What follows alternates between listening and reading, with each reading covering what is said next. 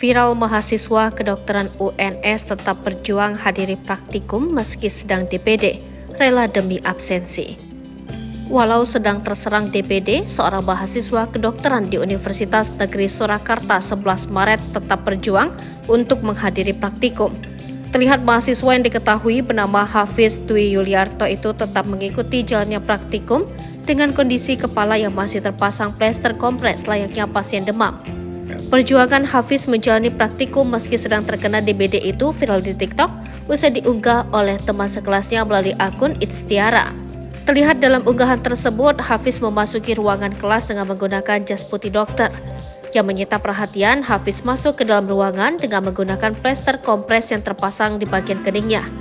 Rupanya beberapa hari belakangan, Hafiz diketahui sedang terkena DBD.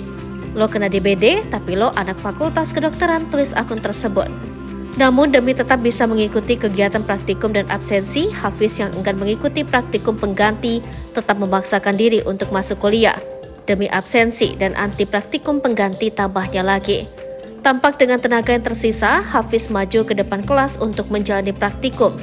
Setelah praktikum yang dilakukannya selesai, Hafiz pun dikabarkan kembali melanjutkan pengobatan opname yang dijalaninya.